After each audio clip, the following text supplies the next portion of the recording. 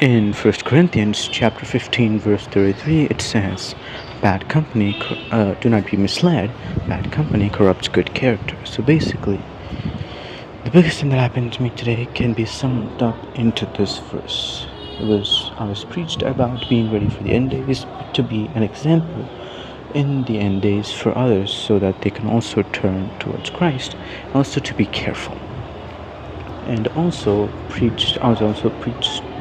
I was preached to about being a good example, or just being like John the Baptist, and humble, and also sticking to the road no matter what. Like, in a video game, when you just even though your hunger and health is low, you don't care about your stats, because you've been just grinding on this one thing and just been going until you know that, and you told yourself that you will not stop until you have completely defeated this level, or just got these materials, or just crossed a certain level, and you don't even care about all your health and all your material to just take care of that later. John the Baptist did the same thing. He wore clothes of leather made out of camel skin, and ate locusts and honey, and he lived in the wilderness. He didn't have a home, he didn't have proper clothing, he didn't have proper food.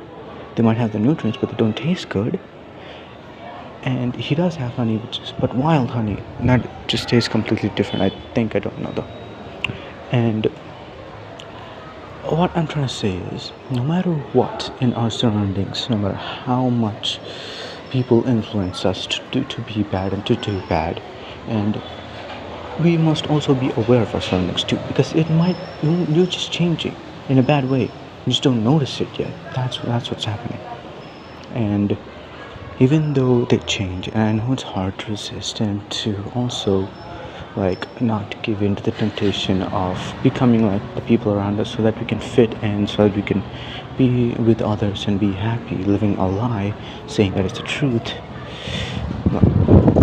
Why I say that is because you're surrounded by evil people, and you live the way that they live, or you're living a lie, calling it the truth. That's why I say that.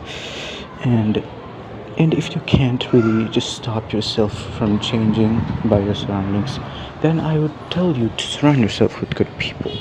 And that one way to surround yourself with good people is by transforming bad people into good people, by being an example for them, and actually telling them to change in a loving and kind way. Bless all, have a good day. Dawn out.